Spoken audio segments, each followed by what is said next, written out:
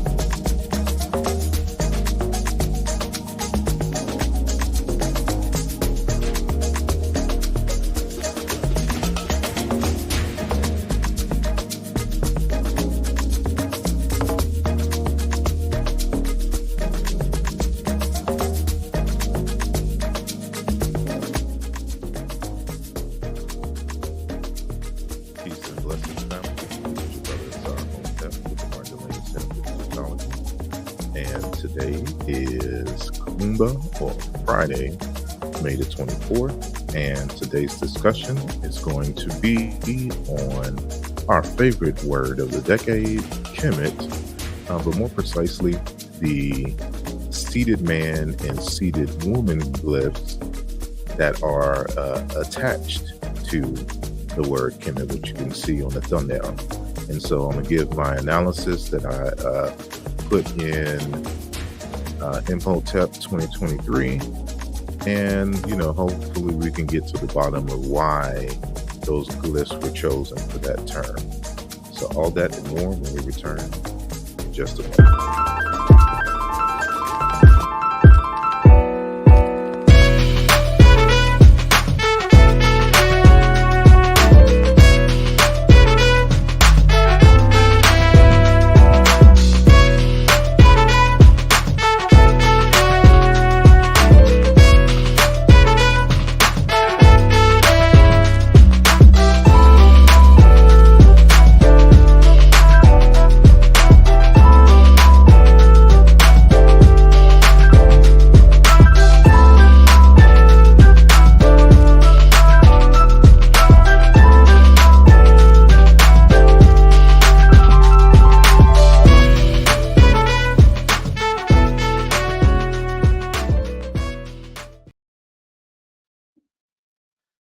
And we are back, and just want to welcome each and every one of you to the program today. And as always, I'd like to acknowledge the blessed few who are joining us live. I know it's early today, but of course I got to go back to work in a little bit. So I wanted to knock this out of the way. But in the meantime, I want to give a shout out to Zane Montego, who makes the arguments that Kimet means Black people. And we have Sister Mika in the building, who reminds you all to thumb up the video and to subscribe. We got our good brother Sean P in the building. Our good brother Obam is in the building. And please forgive me if I pronounce this incorrectly. Itaye Brown Heron is in the building. And our good brother OG Gorilla P, Common Silverback, all the way from NYC, is in the building. So I'll try to acknowledge others as they join us later in the conversation. So, I don't want to waste any of your time. So I am going to start the conversation, or I should say the presentation. And let me make that full screen so y'all can get the full effect. And so this is a part 2 to the conversation that we had around the end of last year, talking about the grammar of the classifiers. A lesson in reading the classifiers for semantic clarity. So this is an additional lesson for those of you who are starting out on learning how to read and write the Seshmet and Neter, or the ancient Egyptian hieroglyphs. And so you know that, to our knowledge, the ancient Egyptians did not graphically express their vowels in a clear way. So they added these additional images or icons at the end of the nouns and verbs that we call classifiers. In some of the earlier texts, you'll see it referred to as determinatives.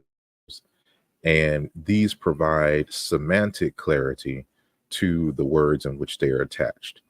And so there has been some controversy on the meaning of the word Kemet based upon the various readings of the one version of Kemet with the seated man and the seated woman with the plural strokes at the end of the word. And so when the late Dr. Shekhan Tijob brought this up at the Cairo Symposium in 1974, this began the decades-long debate on the proper application of the term Kemet. And does it refer to land or does it refer to people? And so, that has been an ongoing discussion. And of course, I put my hat in the ring and published my findings in the text, Race and Identity in Ancient Egypt, Volume 1.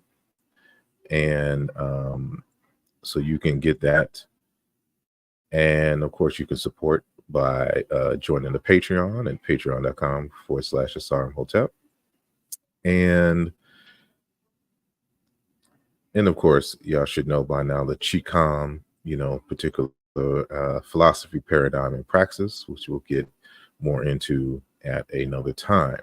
So just a recap for those of you who don't know that the word Kemet is written in a number of ways, and these are the most prominent forms of the word Kemet. And so you see Kemet here written with the N23 and the N36 and the 049 hieroglyphs. The most dominant is going to be the word Kemet with the 049 hieroglyphs. And at the bottom, I show an example that the 049 and the N23 are interchangeable. And here's just a simple example of the word Sapat, meaning a district, an area, a nome, a necropolis, or whatnot. So they're both signifying a place, right? And the N23 is just a variant of the N36, which itself is a variant of earlier forms of N20 through N22, which were signs of land. So this is land that is subject to the flooding of the Nile. That's what these icons represent.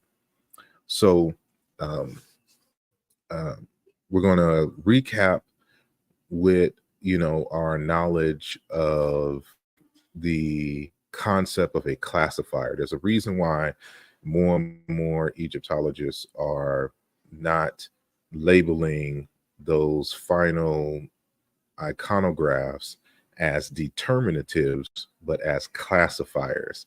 As we get more advanced in our study of semiotics, and the like, it better fits what we see actually happening in the script, right? And so this is the 1995 text from the professor out of the Israel Hebrew University, Dr. Orly Goldwasser. And her text is From Icon to Metaphor, Studies in the Semiotics of the Hieroglyphs, right? And she breaks down some semiotic terms that have been transferred over into the realm of Egyptology as it regards the classifiers. So on pages 84 and 85, she talks about, and I'm just going to read from her text, determinatives are related to the word preceding them in two main ways, either metaphoric or metonymic, therefore categorical or schematic. Together, they form part of a domain. Sometimes the word carries two determinatives representing both axes. Any arbitrary look at the determinative in the dictionary will reveal the kind of movement we are already familiar with, from the iconic to the metaphoric to the metonymic relations. The determinative may have an iconic relationship with the preceding word or may relate to it in metaphoric or metonymic ways, right? So let's go into an example. So here is a word, Henuit, and it's a word for maiden. And in it, if y'all can see my mouse, these hieroglyphs here are the phonograms that they're strictly there to represent the sounds of that make up the word under observation. These two final glyphs are what we call the classifiers. They indicate the class for which the word belongs to. So given that these are two human being glyphs, they're saying that this word here belongs to the human class, right? And not only is it the human class, because of the feminine T suffix, it is the female human class, which is why at the end of the word there is um, a seated woman glyph, right? right? Because this woman glyph coincides with the feminine T grammatical morpheme at the end of the word. And the image before this woman is that of a young boy. So if we have a word for maiden, why do we have an image of a young boy in front of the woman hieroglyph? That is because uh, it is telling us what kind of woman. So this hieroglyph here is what we're going to call the meronymic classifier, and the larger taxonomic categorical classifier is the seated woman glyph. So this is not to be taken literally as a young boy. So we're not saying that she's a boy woman. That doesn't make any sense. But the child is just supposed to represent youth, young. So it is, when you see this in the word, it is saying that the word hinut is a maiden, which is literally a young woman, a young girl or a young woman, right? And so this is exactly what we see. So this is how you correctly read this hieroglyph. And it be the same for this word here. And this is the word irayet.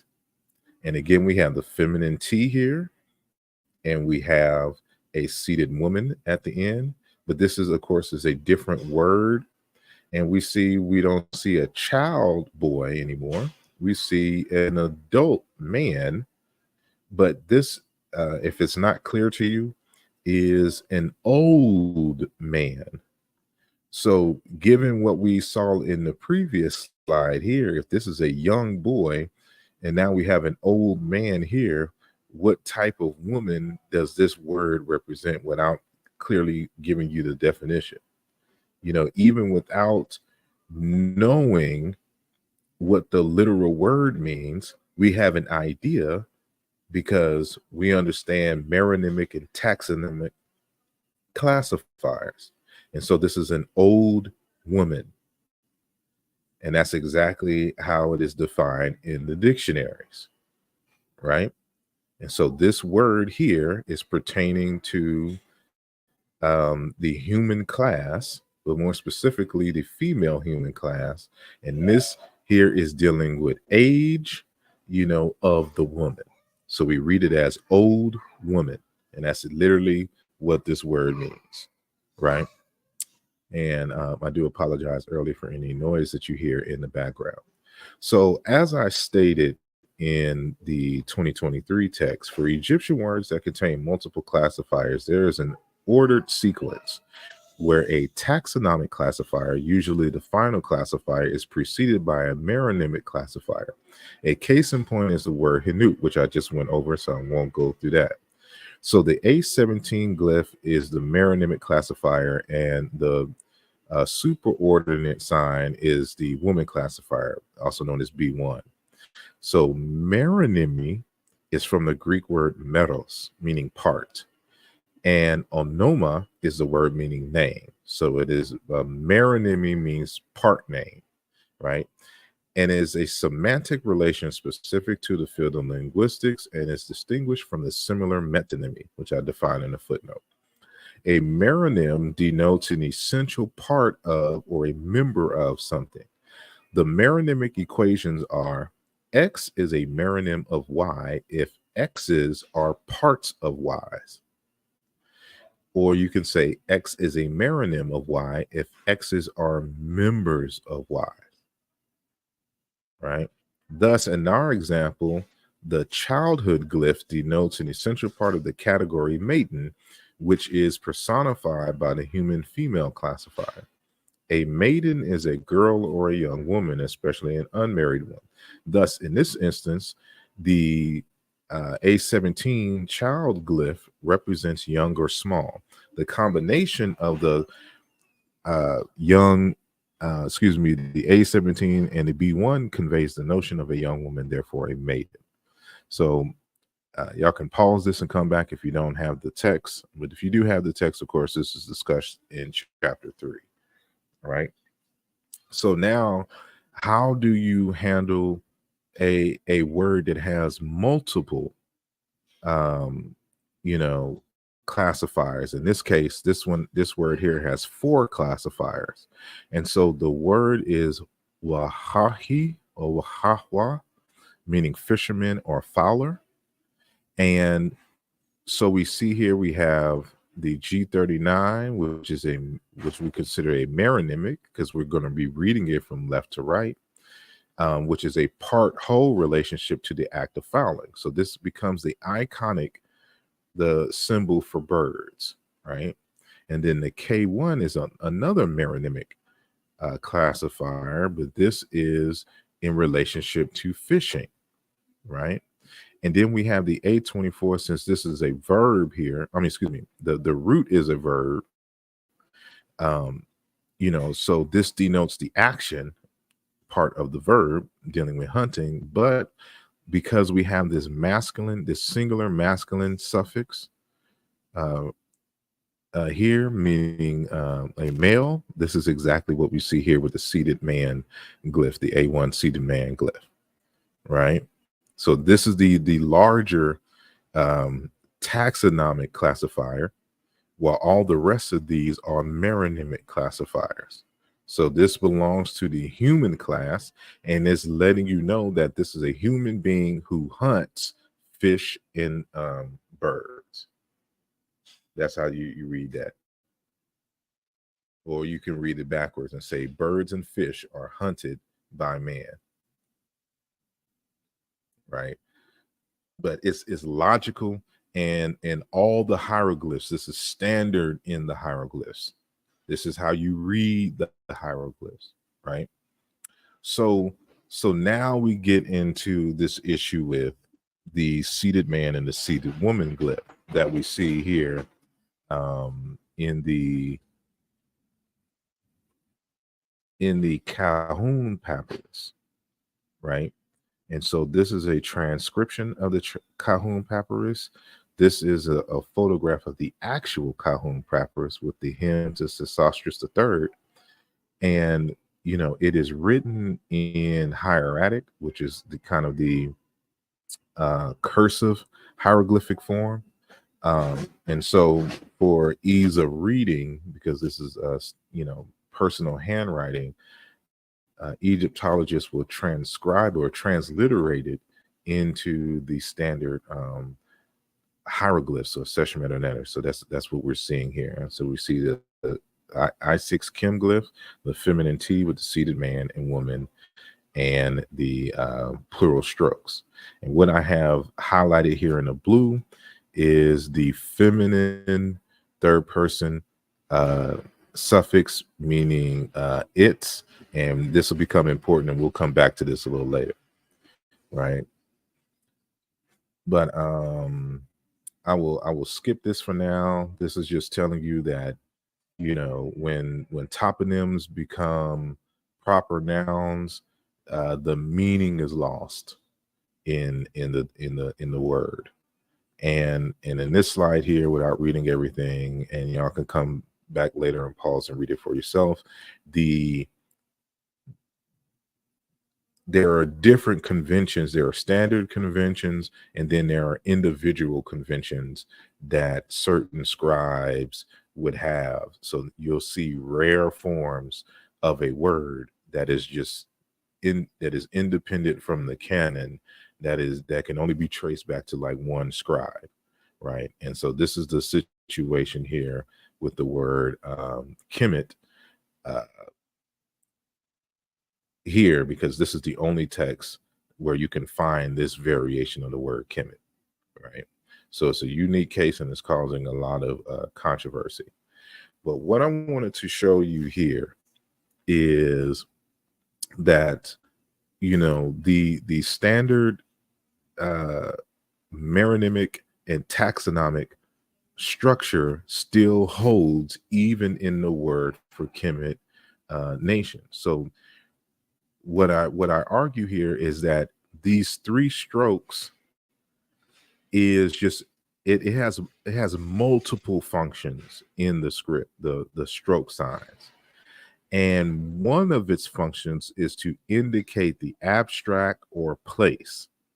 So this is usually always at the end of words, and so you can kind of get a sense of what the its function by the semantics of the word itself. So this is a at the bottom, for example, at the of your screen, we have the Egyptian word Remenyet, right? And it means domain or department. So a domain or department is a place, but it's not like a how should I say, a like a physical land feature, right? So it falls under the abstract, but it can represent, a location. So this is why this word here can be given with the papyrus roll for abstracts, and then is re-emphasized here with the three strokes, or it can be written with the N23 land. Hold on one sec. Alrighty, sorry for the noise again. It can be written with the land hieroglyph, because the land hieroglyph can denote a location, as well as the abstract in certain cases, and we'll have to do another uh, lesson on that. But I put this here because, again, we can see over here in the far right of the corner is the word Kemet, Egypt, with the N23 classifier here for place. So just letting you know that this is a land glyph, and it's also indicating a place. And so this is what you see here. So we have the superordinate category right here, meaning the abstract or place, and then you have the male and female here as members of the place. So when Kemet, hold on one second.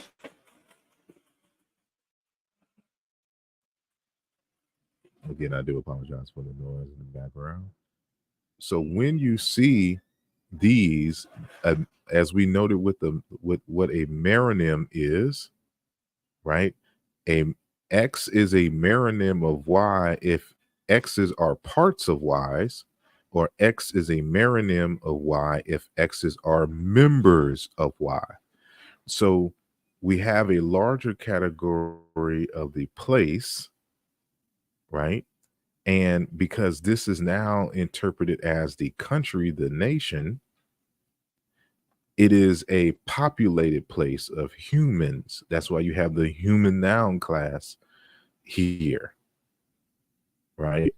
Because it's you read it like a sentence. It's the place, made up of men and women, right? A populace, right? And I go into how you have proof of the abstractness of the words, because you see in some literature you'll see the Egyptologists determine these as quote unquote false plurals, which makes absolutely no sense whatsoever. But let's just take this first example, the jet surf, right? This it is just giving you an example. So a serf is a kind of worker, or it's a kind of social status. It's a human social status.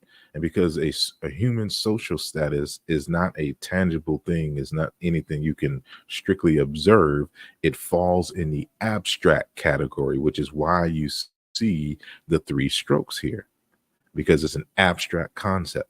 So you have the jet surf, and then it gives you a visual of what kind of what does that mean in nominal terms, and that's why you had the seated man and the seated woman as in this case the meronymic classifiers. And so the larger taxonomy is abstraction, and then you get more specific with the kind of abstraction with the seated man and the seated woman, right? And so this is why I say none of these forms are plural or collective. They are all singular constructs, and the plural strokes in these instances may represent the T agent suffix. Just as the word the jet can represent a single serf and possess both the seated man and woman hieroglyphs, as well as the plural classifiers. Hold on one second. The form Kemet with the seated man and woman with the plural strokes can represent the country in a singular, with the people classifiers simply representing the nation as a place. And so for context, you have the Kikongo word kuma, meaning a place, right?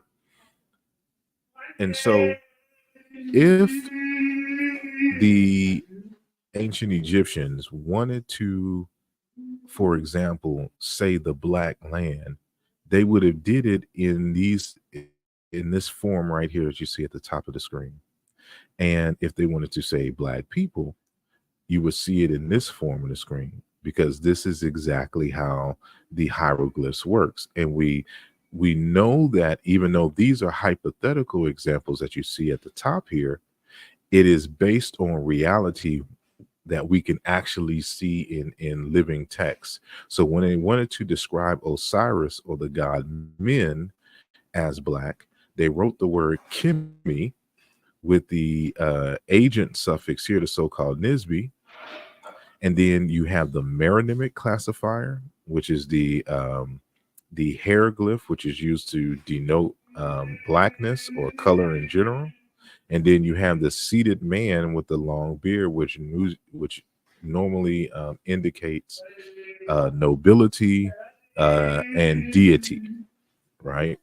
So, so, it's saying the black. It's literally saying the black god, right? Because that's what the word means here, and it's being reinforced here by the classifiers.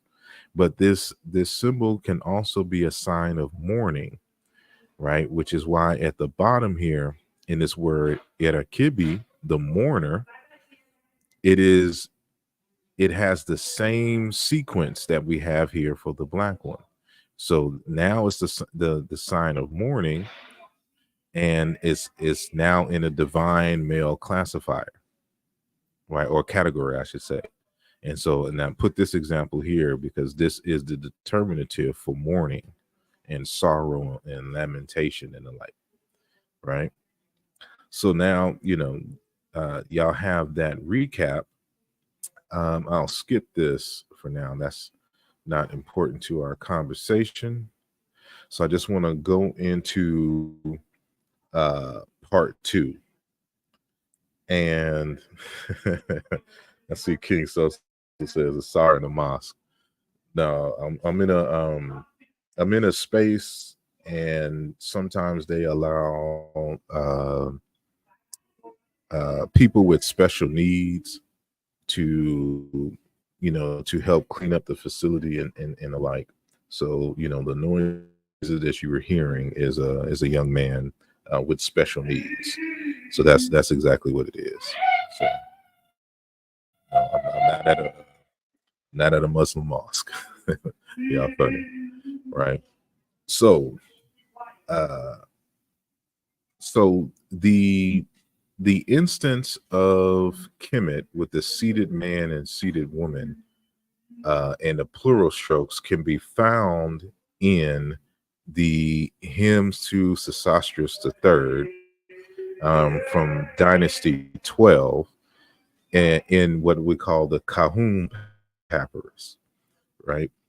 And so here's a transliteration of the text, and here is where you can find the text. So remember, if we go all the way back, we're just talking about this text here. So what we're reading were the 2 instances of Kemet with the seated man and woman glyphs is right here in the text. So this is the primary source, right? So now we're transliterating, and then now we're going to translate that section of the text. So it says, it was after he had ruled Kemet. So this is the word heka here for rule. This is a little past tense suffix, and then the third person masculine suffix here. So ruled he. So it was after he ruled Kemet, and after he had put Desheret in his company that he came to us. It was after he had protected the two lands and after he had pacified the two banks, which is the word Idibwi right here. So this is Tawi, the two lands, and Idibwi, the two banks.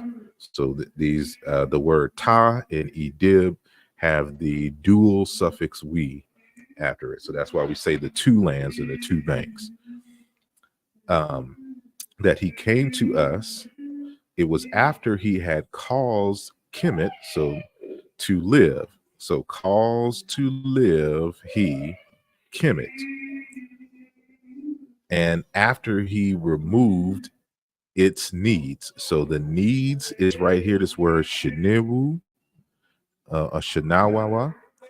And then this suffix here, s, is the feminine suffix because it's going back to the word Kemet right here, and it's the word Kemet here because it has the feminine t is the reason why this suffix here is feminine, right? So now the way that this passage is worded lets us know that it is talking about the state as a political entity and not the Nisbi adjective form Kemetiyu, those of Kemet. This is supported by the fact that Kemet is used in the same manner as all of the other political locations in the text. The names Desheret, Tawi, and Idibwi in the original text does not employ personal determinatives. Furthermore, after the second sentence containing the word Kemet, it refers back to the word Kemet by means of a third person singular feminine suffix pronoun s, it. If it spoke about the people, we would expect sin, their, they, them, not its. So if they were talking about people, right, like you can interpret it as the Egyptians, it would have said their, they, but that's not the case. It said its, right? So it's talking about the entity, Kemet as an entity, Kemet as a nation, Kemet as a country, right? And I added in the text that the personification of the land is conveyed earlier in the text. See, what people don't realize is that the nation itself under its many names. So remember that Egypt can be named Ta, it can be named or Tawi, Idebwi, and Kemet, amongst other many names. These are all different names for Egypt. And so they already earlier in the text personified Egypt by the word Ta. And so the personification of the land is conveyed earlier in the text when it states, Inej her ke ha kawi rau hel ka kara. Her in Netcher Kaparu, our Horus diviner forms. Mikta Saweshit Taresh Wu F, protector of the land, extender of its boundaries. Since the land Ta, which we see right here, which is in the original text, is masculine, the masculine suffix pronoun F, its that it refers to is used. So this is why the grammar is important, because Kemet here is feminine. They use the feminine third person, right? The S. But because the nation now they're using a masculine name for the nation, when they refer to it, they use the masculine third person suffix pronoun, it, its. So this is how we know that this word here, Kemet, is not referring to people. It's referring to the nation, and the people classifiers here are just letting you know that it is a populated place, right? And although that you can only find this variant of the word Kemet in the Cahun papyrus, it, ideally for a scholar, we would want to see various different versions or various different texts with this form of the word, so that we can line them up and examine them and to see the patterns and the context for how to properly interpret it. But since it is only in this one text, it's impossible to establish a pattern, because this one instance of the term can only it still falls statistically under chance coincidence, right? Because there's not enough here to establish a pattern, right, in different texts in different time periods and the like, right? So what I had to do was to look for other place names with the seated man and woman and the plural strokes. So I was only able to find two other instances, and in each instance there's only one example in the text, just like with the word Kemet. But the three together help to establish a kind of pattern. Now when you go into, for example, the Wartabush and in Budge's text, this word here, Tameri, remember, Tameri is another name for Egypt, or for ancient Egypt, right? So you have this word Tameri, with two determinatives here. Excuse me, 2049 determinatives. So this is, to me, this is letting me know that it is in reference to the two banks, the two sides of the banks, the two lands, right? And then you have the seated man and the seated woman in the plural strokes here, right? So in the text, it is defined literally as Egypt, but they, because the people determinatives are here, they also say equal the inhabitants of Egypt since the 19th dynasty, right? And then when you go into Budge's dictionary, he simply defines the term as the people of the land of the Nile flood, therefore the Egyptians. So the Wartabush has to define it as Egypt, but they have to count for the people determinatives or the classifiers here. So this is why you're getting two different answers for this one term here. So it's either Egypt or the inhabitants of Egypt. So the only way that we are able to answer this, of course, is to go into the primary, right? And so when we go into the Papyrus Lansing, right, and in this, the source is up here, and fortunately for us, it is in the TLA, and so I was able to find it in the TLA, and so this is the source here, in a Berlin Papyrus EA 9994, et cetera, et cetera. So what I did at the top here is the transliteration of the hieroglyphs. And then what I did was a literal translation of each word without, translating it in a readable sentence. So in the next row here is the original German in the Erman and Grappa Wörterbuch, right? And then this is my translation of the German text here. So this is, I left the German text here, so those who want to go back and translate it themselves, they have it here, just in case my translation is off. So the way that the TLA translated this is, you are the one who strides through the corridors on the day of the Soker festival, the one who draws the Egyptians to his, literally to your Lord, with the flagellum, or the flail, right? And so let's go back to the literal translation of each one of these words. So mentek, you, pid, stretch out, Nemet, the course, Harebu, day, Seker, Circlefest, and then Sita, draws, then Tom Mary. This is where it here. So it has this PL here because it's assuming it's a plural word here. So it's but it's Tom Mary is simply Egypt, right?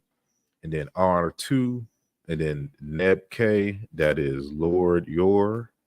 So Lord yours, and then Heri under, and then Nech, which is the flail. And so while they give this interpretation, I argue that it can be also interpreted as follows. You are widening corridors on the day of the Sokar festival, drawing the nation, therefore of Egypt, to your Lord under the power of the flail. And either one of these would make sense, right? So there's no need, there's nothing in the actual root of the word that would indicate, because the root of the word ends here. This is the word itself.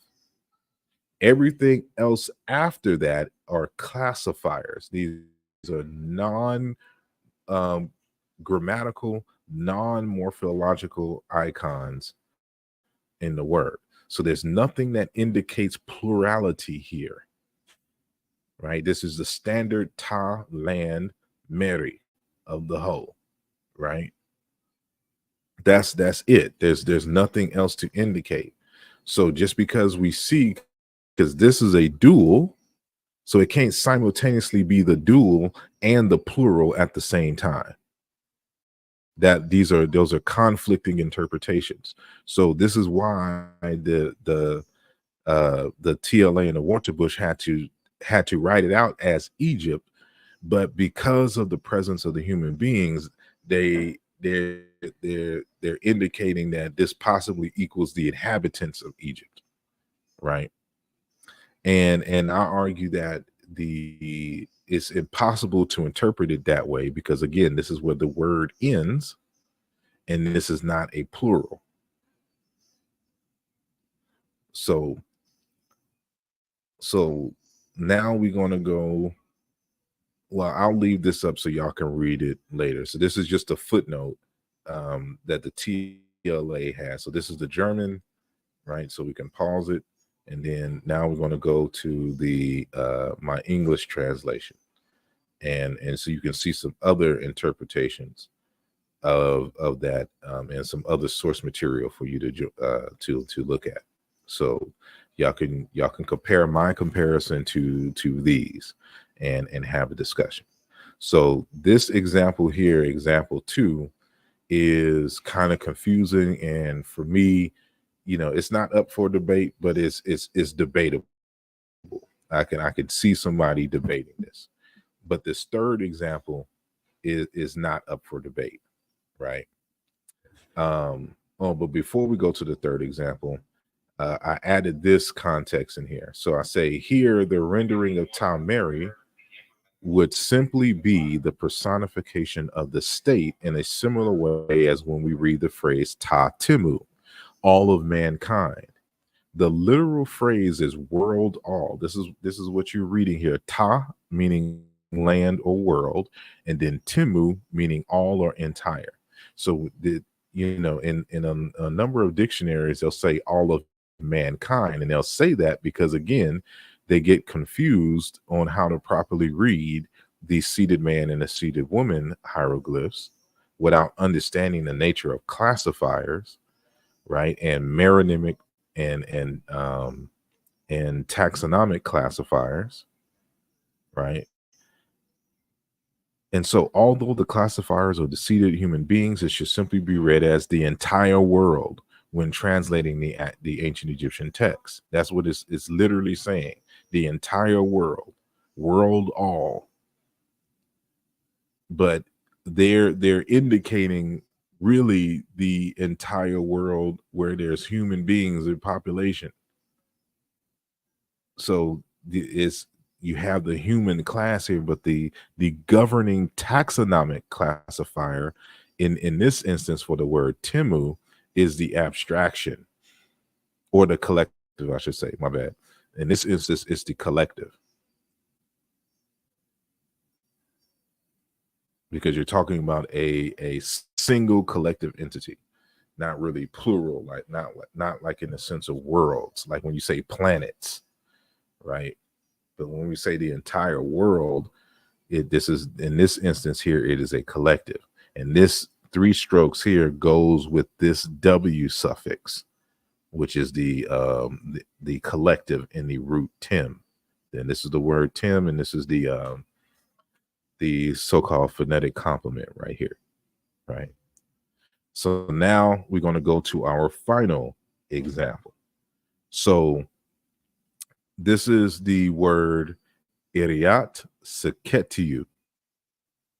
So, or it really should be iriat seket.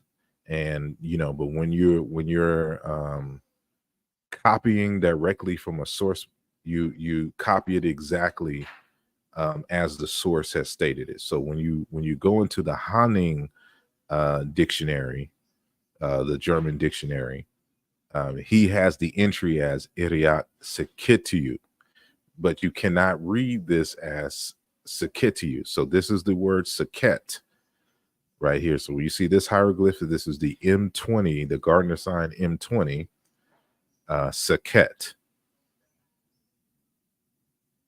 right? Or really just sech, and then the feminine T here is seket. So it's a word for field. And then this here is this word idiot here is a word for like hill or mound, and is used in the same way as ta, like when we say ta Mary, or ta Kemet. This another way in which they would use that same phrase is where idiot, meaning mound or whatnot. And so you can see it's a type of land, because you can see the N23 hieroglyph, just like you see in the Kemet glyph, right? So this is the third example of a place name with the seated man and seated woman, with the plural strokes. So this is not Kemet. And again, when we read the primary text, you cannot interpret it as such. So here is the text. It's a Middle Kingdom text, from the Brooklyn Papyrus, 35.1446, right, line 5. And so I have highlighted in the red, this is the German, the TLA's German translation. And so we're going to go to the next slide here, and this is my English translation of the German. So you should be able to find it and do your own translation, if you feel that mine is inadequate. So here it states the royal command to overseer, excuse me, let me read that correctly. Royal command to the overseer of the pyramid city, vizier and overseer of the 6 houses of Anshu. Behold, this command of the king has been brought to you to inform you that the king's sealer of Upper and Lower Egypt and overseer of the fields of the southern city, and possibly the son of, this not quite clear in the text, Ibi Jau, has come pleading with the words. So you the text is telling you that a seal bearer, somebody, a messenger, is coming to give the message on behalf of the king. So he's coming giving a royal command. And in the text, the messenger is saying the following: impundent in my house are transporting people of my household, taking them to Iat Sektu, which is Iriat Sektu, right? It's really just to be Setet. And so it's impossible to read this as people, because this doesn't make any sense. So it already has the word for people. It says are transporting people. So here's the remech, right? So here's remech. And then of my household taking them away to, and that's that R here, to Iryat Sekhet. It's just read just Sekhet. So you can't say that this is the people, like I'm taking the people to the people. That doesn't make any sense. I'm taking them to the place. And so here is a place name, and here's another instance where you can only interpret it as a place. So it's showing you, and so the Kemet example in the idiot Sachet example here is both indicating that it is a populated place, and that this is not, you cannot write this as Saket to you, the people belonging to the place, because it doesn't make sense even in the sentence, which is why we have to always go to the primary text. So I'm in a discussion with Brother Mboli, and every single time that he sees this, he interprets this as the word meaning people. This word Saket here doesn't mean people. You could not interpret it as such. This word means field. And so this place here, Iryat Sekhet, is a well-known place of field workers and artisans, right? And so I state in the text, the name Iryat Sekhet is being used here simply as a location, which is a settlement for workers, right? Like it's a workers' town. Maybe even a seasonal place. So not like a standard city where everybody just kind of lives and dwells, but people are coming here specifically to work and then leave, either seasonally or maybe daily, right? It's not a regular settlement. It's a large field, right? So the decree is requesting that the people from the royal house be taken to Iryat Sekhet. You get taken to a place, like we see in the Berlin Papyrus, line 178. Miti in which ini in barak im her inif ar Kemet, to Kemet. Copy of the decree brought to this servant concerning bringing him to Kemet, or to Egypt, right? So this is the danger of simply going by dictionary entries. We must always, especially, if there's any controversy behind it, we must always go back to the primary text. So thus I argue that the people classifiers are conveying that this is a well-known location of field workers, farmers, craftsmen, weavers, etc. Right? And so this is just a place. So and so here's if they wanted to say a worker, they would say Sekheti. So here's the so-called Nisba here, right? Field worker, peasant, fowler, and here's the source or sources. So this is the context in which these exist. So just like if we want to say serfs or underlings, workers.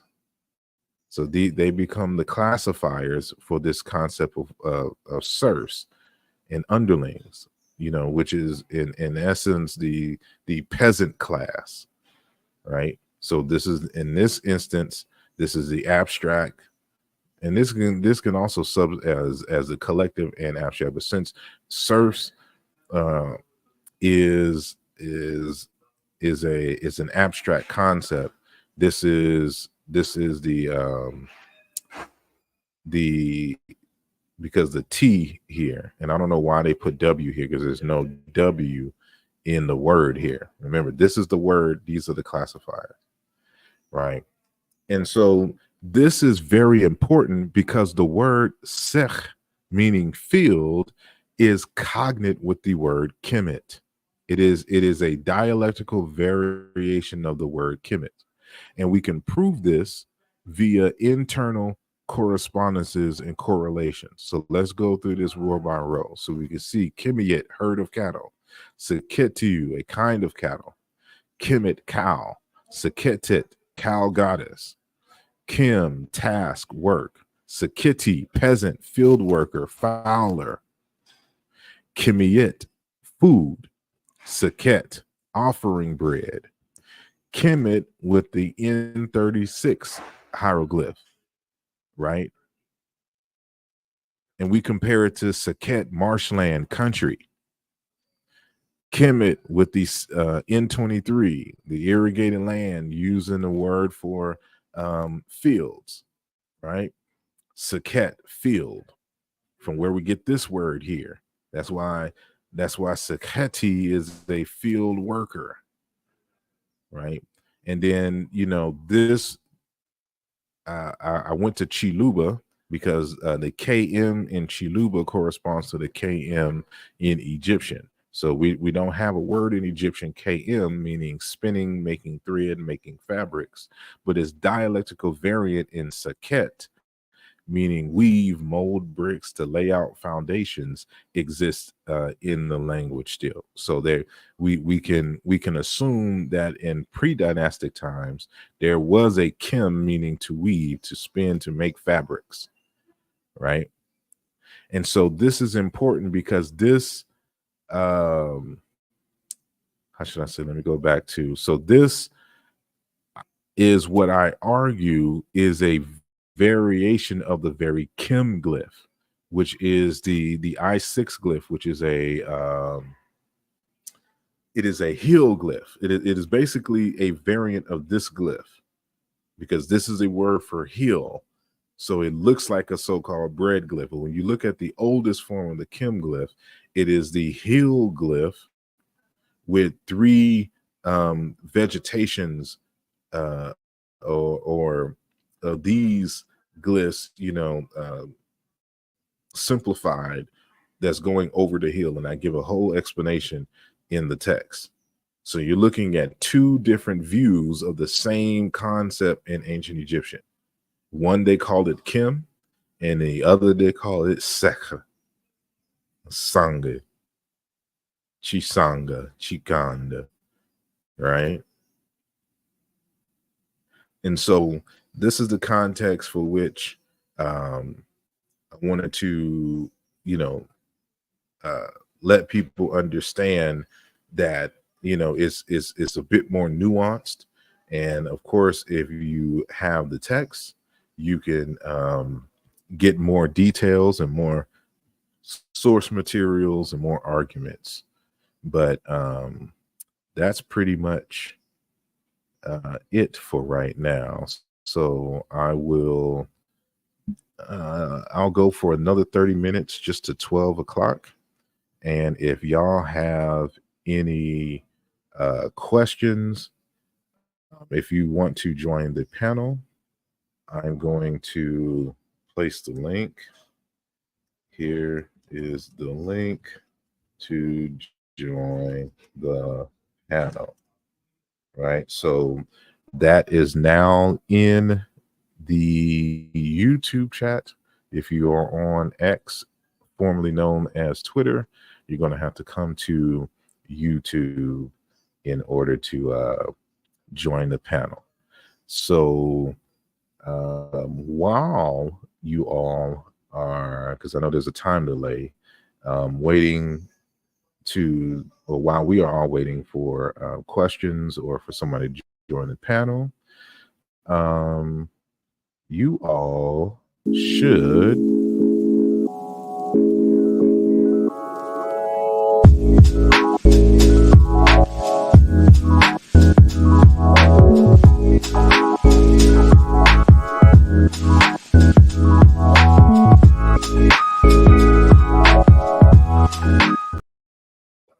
That is right. Make sure that you hit the like button, share this conversation with friends and colleagues. And if you have not subscribed to the channel, please hit the bell and subscribe to the channel so you can get notices when we do these shows live or when I upload a pre-recorded video. And so if you want to support this channel, You can do so via the information on at the bottom of the screen. So now I'm gonna go to the comments, and remember that if you want to verbally ask a question or to give a comment, you can join the panel. I will be here until 12 p.m. Eastern Standard Time, and so let me see this one question. Asar, what is your inspiration when doing this work? Simply the truth. And so, I've been looking at this question again since the late 90s. And, I've heard so many arguments, many plausible, many hypotheticals, some just terrible. And, they're coming from scholars who are all credentialed, who are very knowledgeable in the field, but they all have contradicting conclusions and perspectives. And the only way to settle such a thing is to, learn what you can about the field, develop the necessary tools of analysis that you can join a conversation yourself.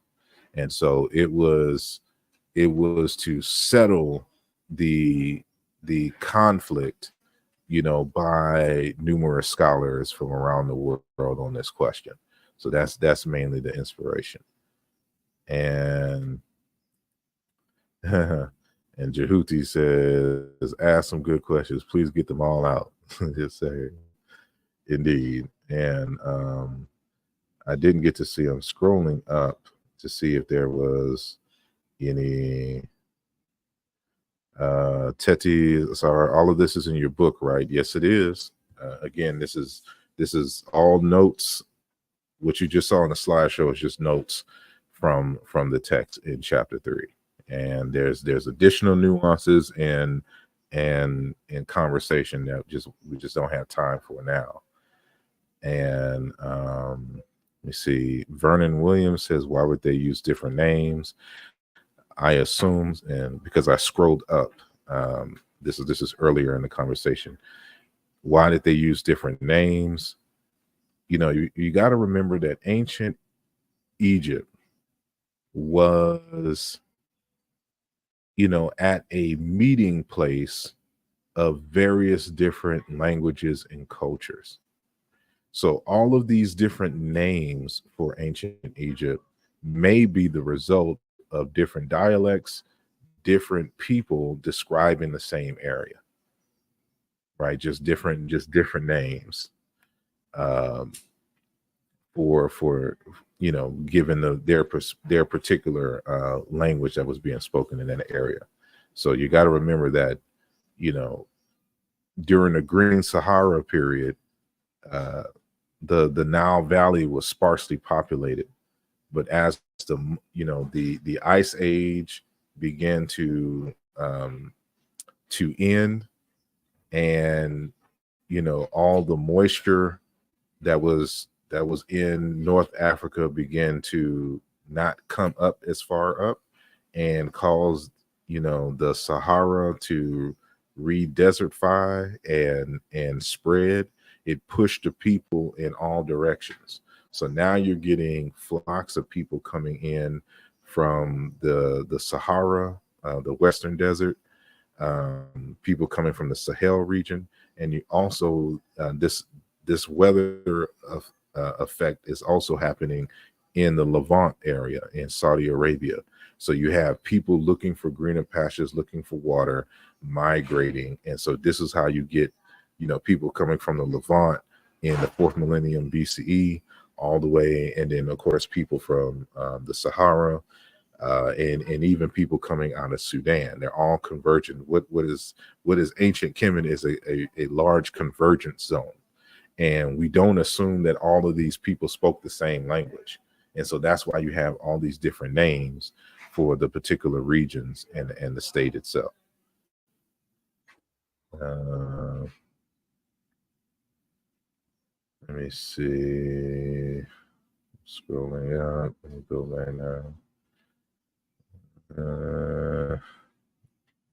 Scroll back down. He says, so the names could be associated to people types. I doubt it, because all the names, all the names for Egypt have to describe a land type or land feature. Whether you say Idebui, Tameri, whether you say the Uwajit, so-called Uwajit I, that's another name. Again, Kemet, all of these words are words for land.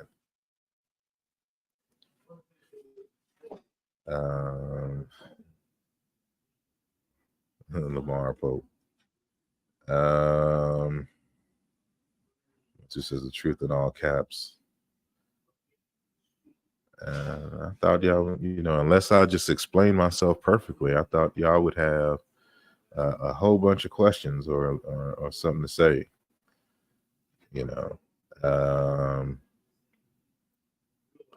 Let me know. If I don't have any questions, I may just end it sooner than later, right? So let me see. It says one side is saying Kemet means the black skinned people, and let that sink in.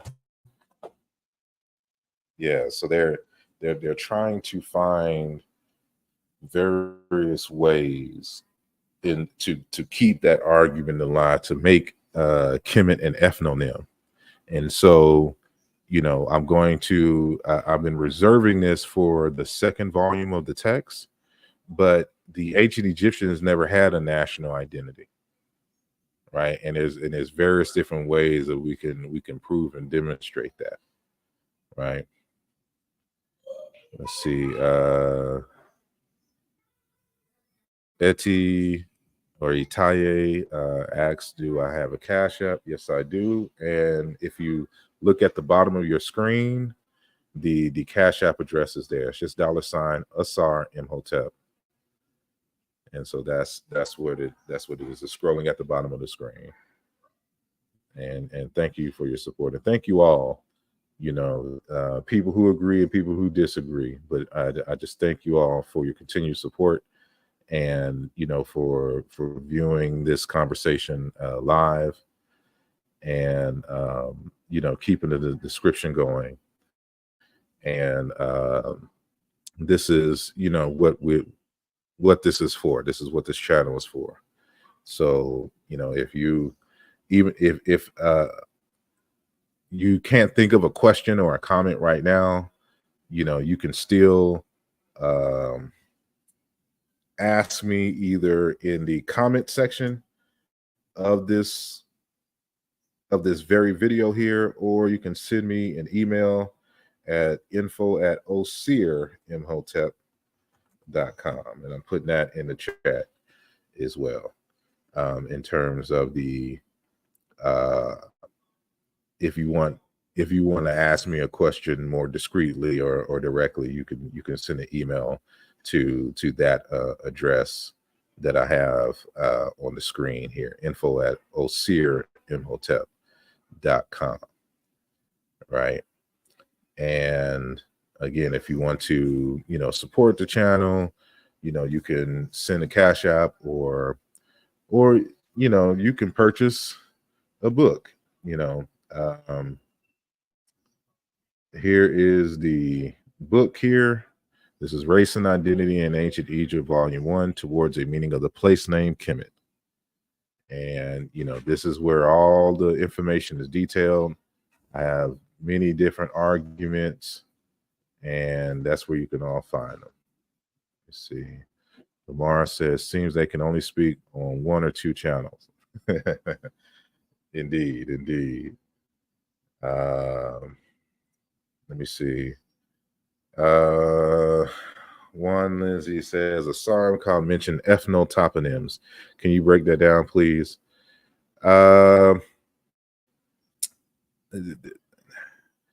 I don't know if he got that from a particular place. I'm not used to hearing it that way because you have an ethnonym and then you have a toponym. A toponym literally means place name. That's literally what a toponym is, right? And so sometimes you can you a toponym can become an ethnonym, right? So let's just assume that America, the United States of America is a place. America is the toponym. But if we all identify as Americans, it could we that could be interpreted different ways. It can be the that pertaining to, or those pertaining to America, right? Or we just later down the line identify that like as an ethnic group, like America as an ethnic group. But in this case, the toponym came first, right?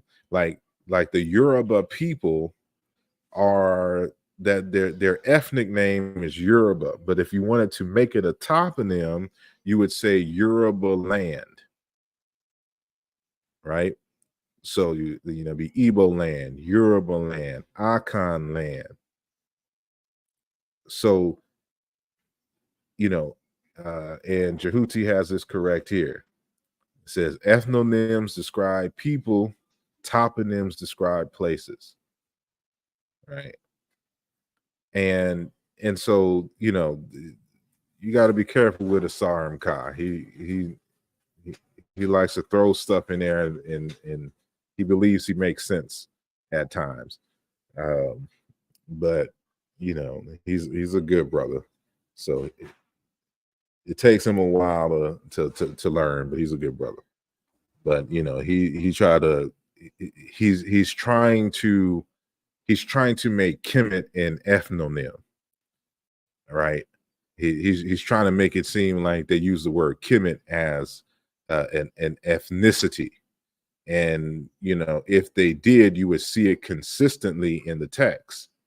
And so this is an argument that I'm having with our good brother Jean-Claude Mboli, because he's trying to make an argument as well that the word Kemet, when it's a seated man and woman, all of a sudden means people. But there's no Kim meaning person in the language, right?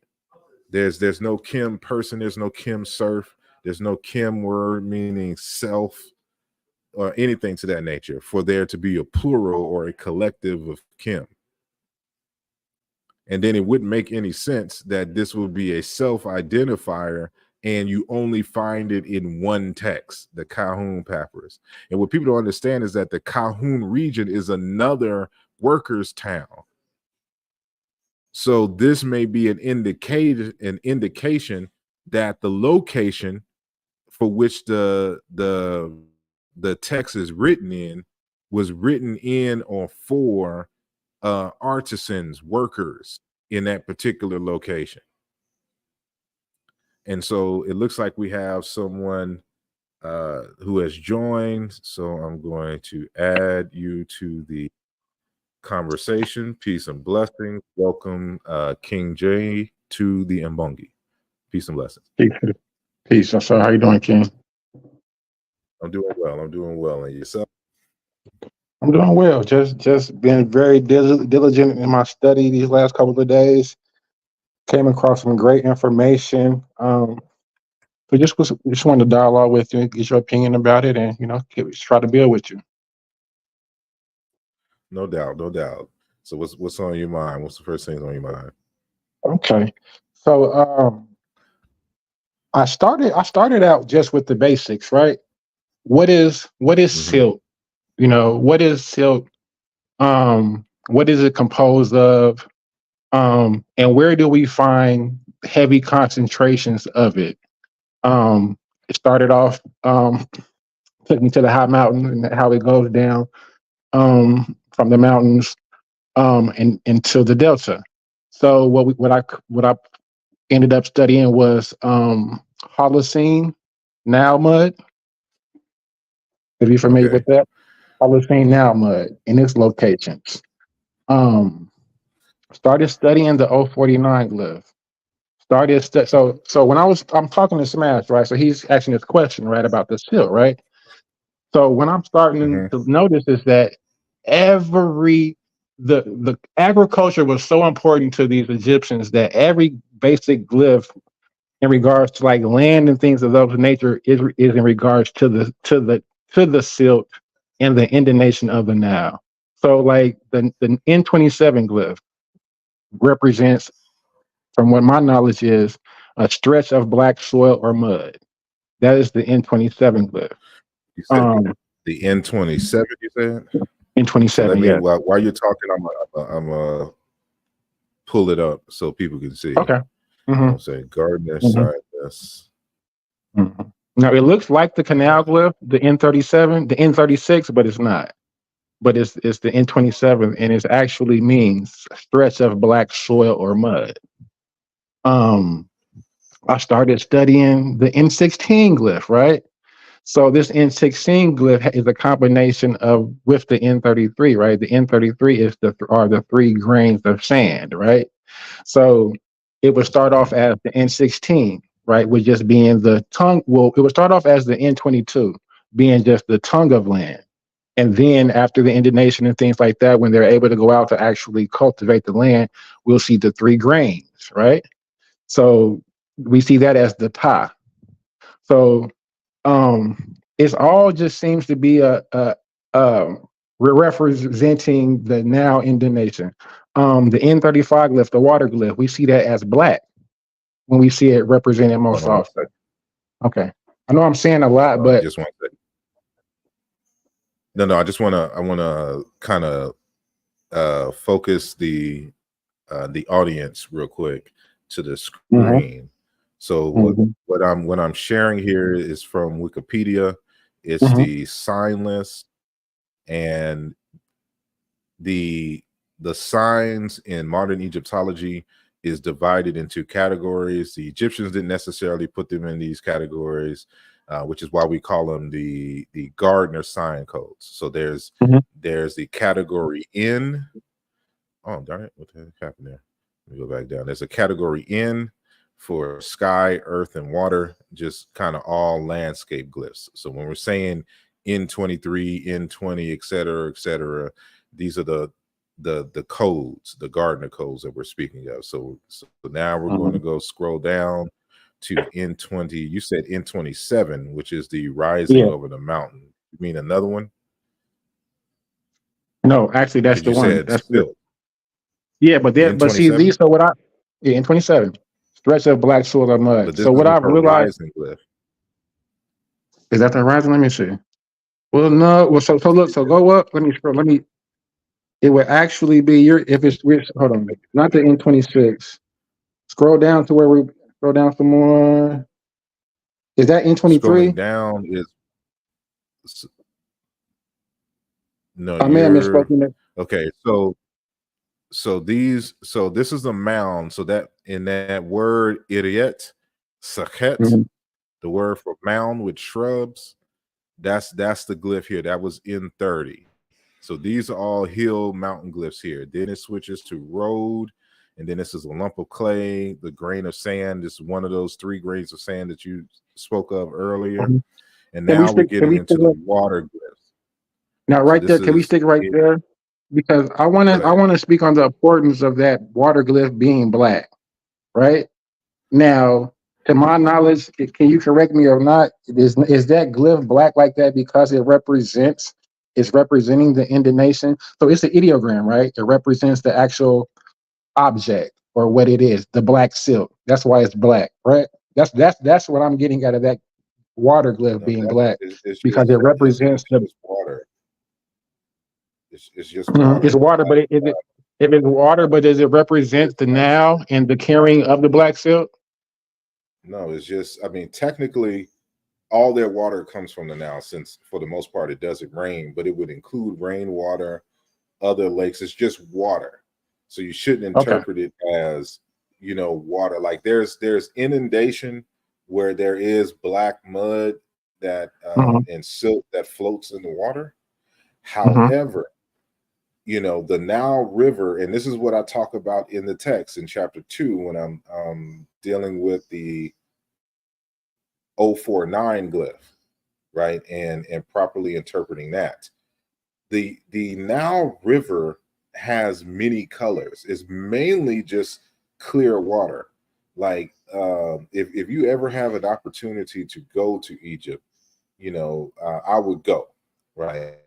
And if you ever get a chance to get a boat ride, or you go into Nubia and you see people swimming in the water, like the first time I went, the the brothers was, the native people was drinking directly out of the river, right? And it was just clear. Like I still have some Nile River water that I scooped up and snuck into the country, right? It's sitting in my storage right now, but it's clear as day.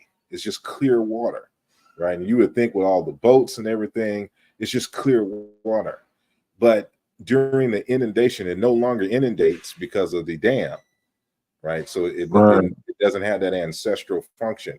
However, the water is also red, and the water is also green. And then there's parts of the water where it's blue. That's why they call it the Blue Nile. There's a reason for that. And so if you read, hold on, let me state this. Go ahead. If you read the text, I give you the source. I give you several sources of Egyptologists and geologists talking about the many colors of the Nile River itself. Right. So the blackness of the water doesn't hold as much sway as any other because it's only for a certain period. What's important for the Egyptians is the water itself. Okay, right? for sure.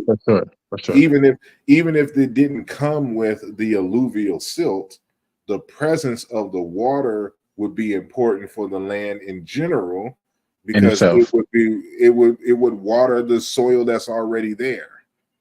I can follow that point, because also it was just basically like what you're saying. It just represents a certain one of the stages, because at one stage it is green, and like when it deposits into the Mediterranean. Is it not correct that they called the Mediterranean at one point the Great Green because of that? Well, there's a, and I don't want to over confuse, because there is a word, Umoja, that means green. However, it may indicate that the Great Green is not necessarily the Mediterranean Sea. Okay. Like there's a debate going on where this actually refers to the delta itself. Because the Great Green. And that deals with the Holocene Nile mud too, because at that little area right there, certain periods of time, because it seemed like it's extended, like right there where we're talking about, over the years after the nations. So the Nile silk not only cultivates land, it creates small islands, correct? No, I wouldn't say that. Because what creates land is actually volcanoes, right? And if there was an island, if there was an actual island, that means that the land is higher than the water that surrounds it. Exactly. So it's just more so an elevation thing. It's not like the Nile River just deposited some mud and like how would it die? Yeah, you know what I'm saying? Like that wouldn't make sense. Okay. And another quick thing. I just want to stay on topic, but another quick thing of study. It all is tied together. So when I was looking at those heavy deposits of the silt, it was actually it was always in the Nile. So basically, geographically wise, from Khartoum to the Mediterranean, it's basically just desert, except for a couple locations of arable land, and most of those lands was in the Nile Delta. And one of those areas actually was called Kim, right? So it's a city called Kim, right? Second known is called Latopolis, right? So Latopolis is called Kim. It's a gnome, and there's a deity called Kinti Kim, right? So this deity Kinti Kim deals with the opening of the eyes, blindness. So the eyes were known as his two eyes were known as the sun and the moon, right? You stop me if I'm wrong when you feel as if I'm wrong. This Kinti Well, the sun Kim. and the moon is, but Kim here is a different Kim. So you see this The Kinti Kim. H, yeah, but it's a different Kim. It says it's Egyptian name.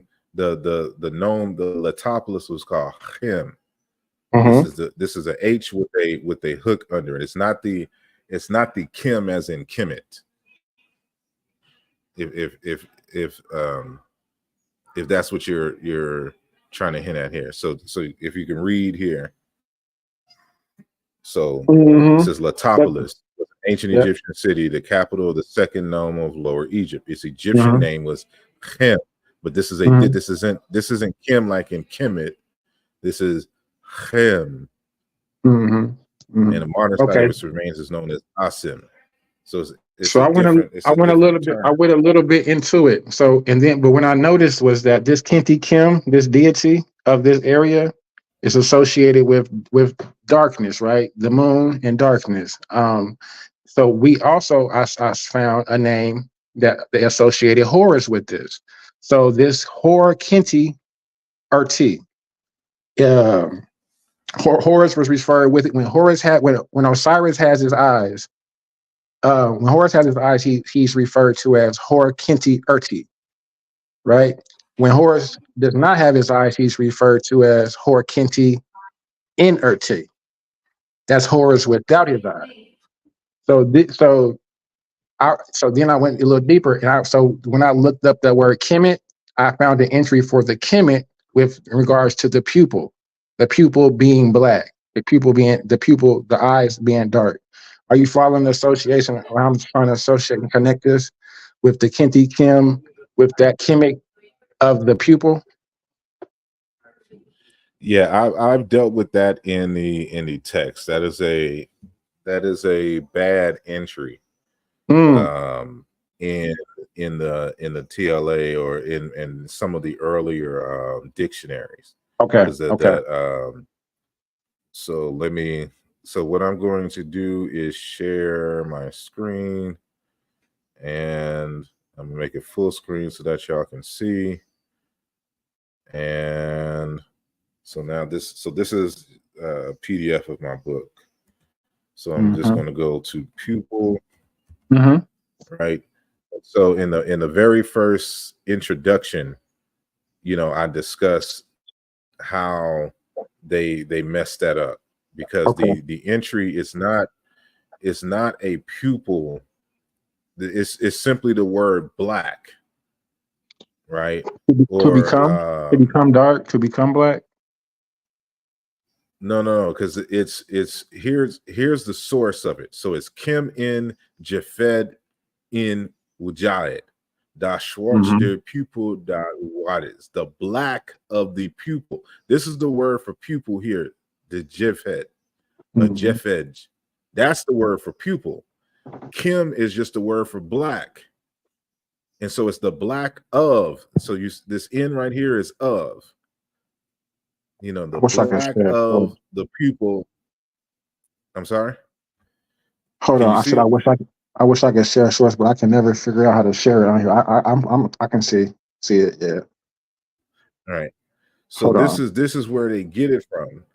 So I understand that in the dictionaries, and this is what I discuss in the dictionaries, like for example, in the Waterbush, you'll see these entries here, and then it'll say pupil, like this entry here. It says, however, note that during the Greek period, there appears in the Waterbush a form of the word Kim with the pupil or iris classifier. Thus, in the Waterbush digitized slips, it is defined as the pupil. Other forms provided are as follows. And so you see these other variants here, and this would give you the indication that this is talking about the pupil, but that's not it. what happened in the Greek period is that they created a different system of writing the hieroglyphs. So in a word like I don't know how to explain this, but in Bantu languages, for example, there is a nominal classifier that is added to words that are in reference to it. And they do the same thing graphically here, because the Kim is in reference to the eye. And since we're talking, reference to the pupil, which is in reference to the eye. So this is Ujamaa here. This is the eye. This is this glyph right here. And this is a classifier here for the divine. And so this pupil sign, this circle here that's attached to the word Kim, is not to be read as the word for pupil. This is the word for pupil, Japhet, right here, right? Mm-hmm. And so it's just the black of the eye. That's it. That's all this is saying. So this is this N here is not supposed to be represented like in Middle Egyptian, like nu. This is N. So black of the eye. Excuse me, of the pupil of the eye. So this is the Greek period. They're attempting to try to write hieroglyphs, and it's real confusing. But this is the source of that entry. But it is not. There's no people. Are you familiar with the entry?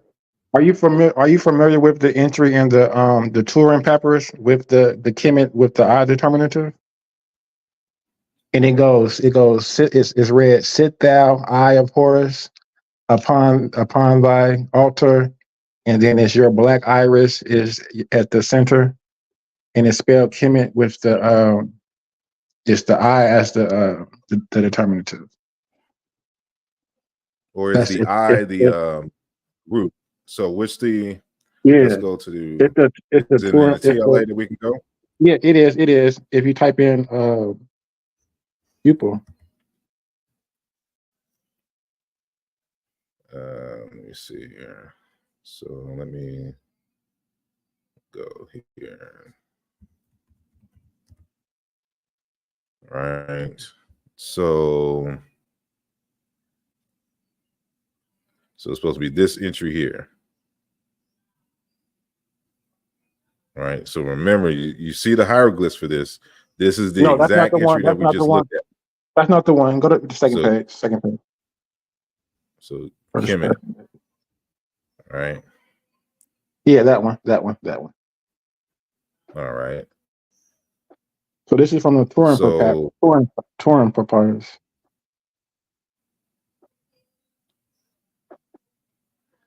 It says, and this is in report to the eye of Horus.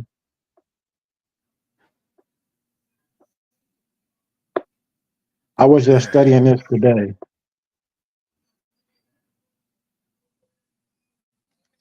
What do you think about this? I would have to investigate this one. Okay. This is in regards to Horus in his eye, the eye of Horus. I have the complete transliteration of this. Like if you go to it, it'll show the whole little thing. Because I addressed this form.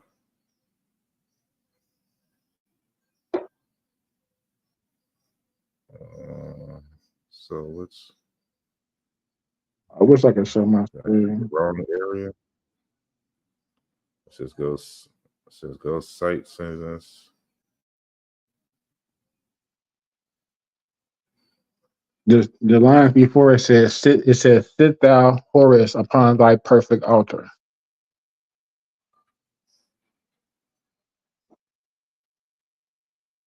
Which thou nurse has made for thee.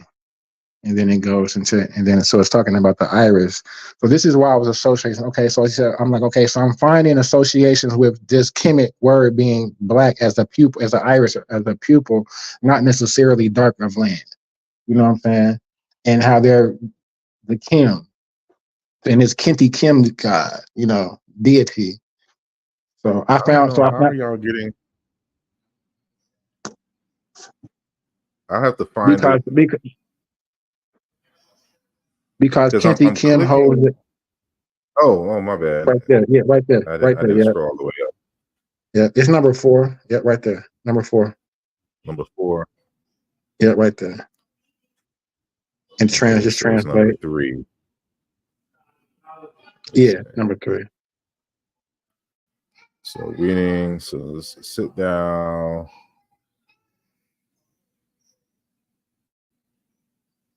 But is it your I or your? But it wouldn't be. You see what I'm talking about? Yeah, because it's okay. So Then we see the Kim T with the I as a is that not a determinative?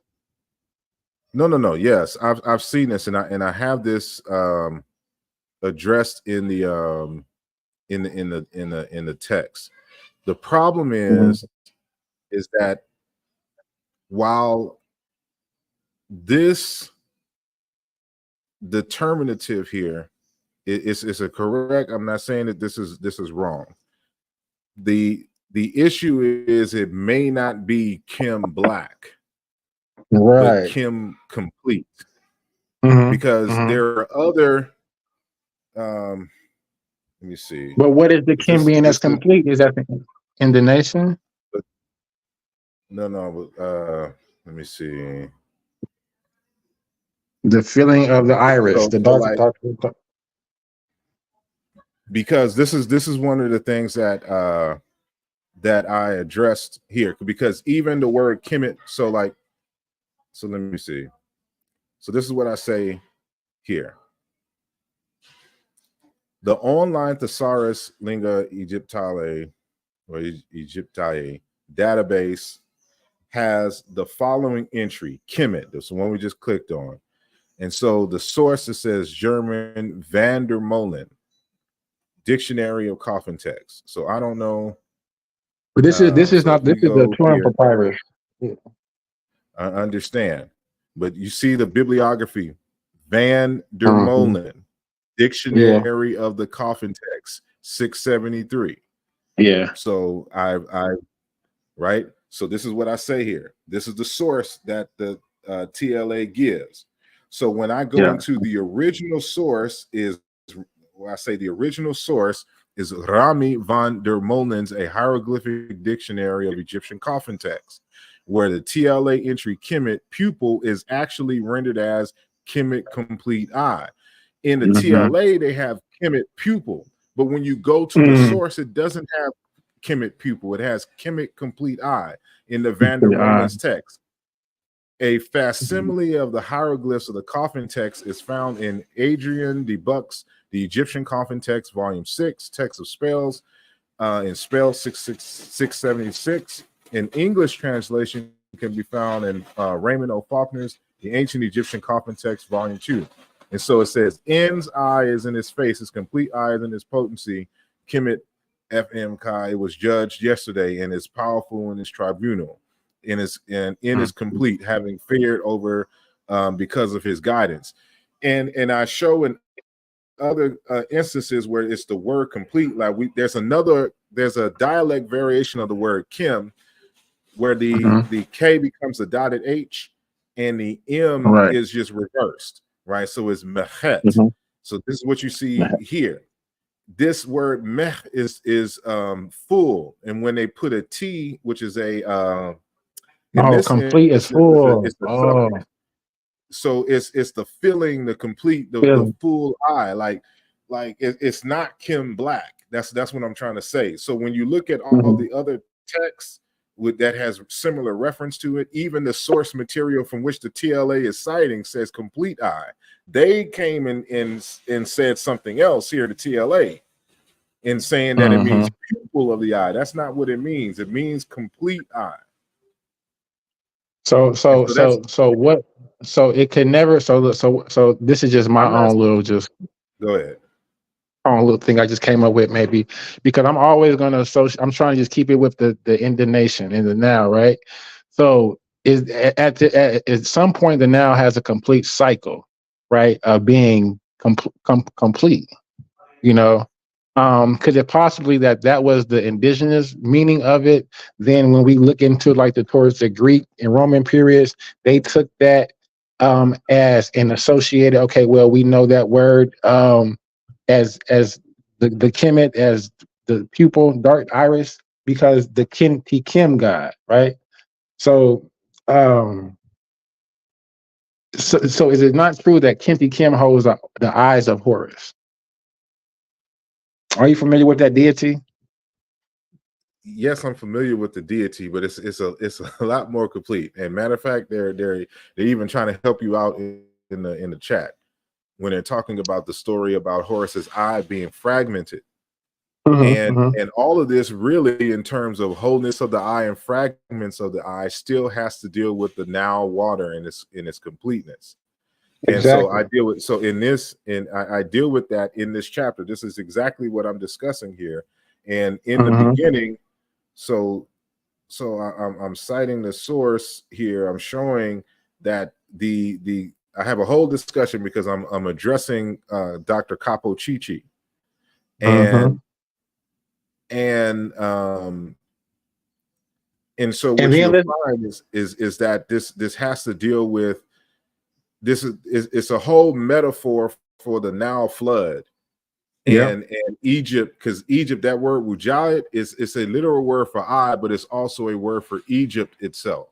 So I agree about the complete eye, the pupil of the eye, which is Egypt itself, is a reference to the Nile River. It literally states this in the text. So when the eye is full, it's talking about Egypt during the inundation period, when the water overflows the banks and fills out into off the banks. And so again, I discussed this in the text, and here's the hieroglyphs of this is you can find this in the Temple of Edfu, and the source material here. Here's the relevant part, and this is where you can find the so-called Kim, pupil, and iris, and all that.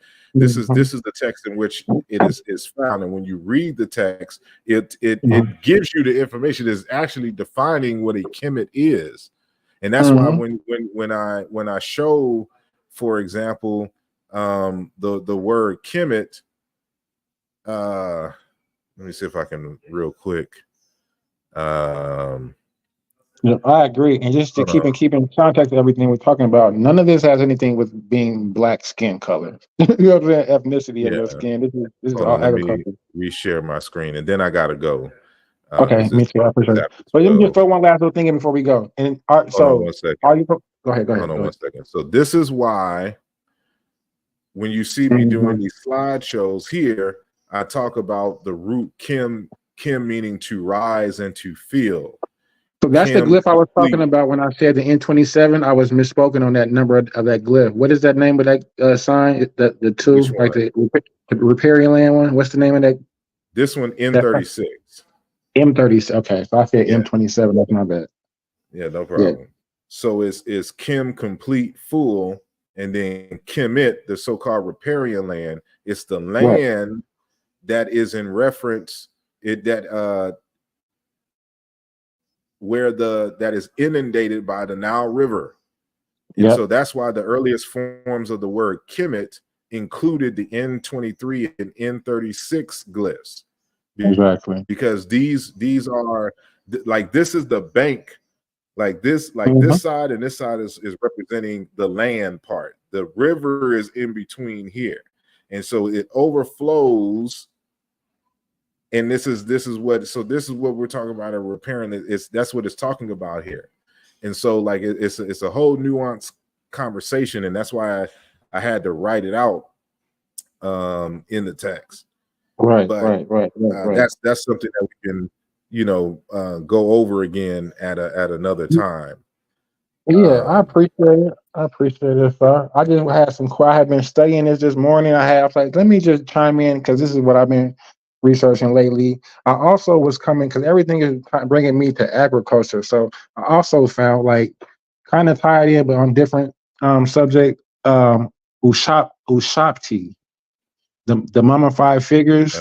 Now even those Ushaptis that are put into, they're mummified figures who are holding agriculture tools, right? So, to my understanding, they're put. I see the myrtle, which is used for plow, you know what I'm saying, the plow, which could be used as a tie.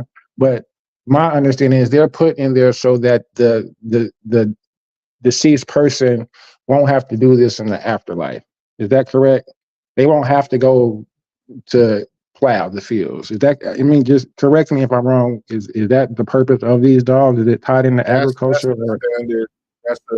That's the standard interpretation. Like these Uh-huh. act as workers Mhm. for the deceased who does certain manual jobs for them in the afterlife. Right. But Okay. I do have to end it there. But I do appreciate your questions, and of course we'll have more conversations on this, especially when I have more time, and we can just kind of rock out. But appreciate I'm you as well. going back into work right now. So, All right, you have a good day too. I do appreciate you coming on, and thank you for your thought-provoking questions. And I do appreciate you. And shout out to Itaye. I did receive your Cash App, and so I just wanted to shout you out and send you thanks for that as well. And so thank everybody for joining the conversation. And until next time, I am out, and so we'll talk to you all later. Peace.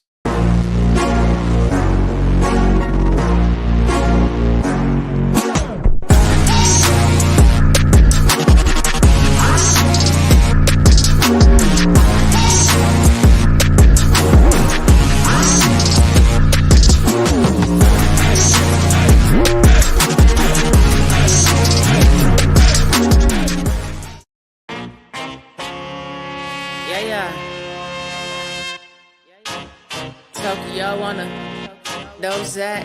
What's up? Feeling like I dropped the draw for call Uno. Came to kick the door with the game man judo. Pin game low, that's why they give me kudos. Inspired by the 3-0. 595, check it for pen flight. Hit the turnpike, slide to a baseline. Gotta sound like I just hit the 85.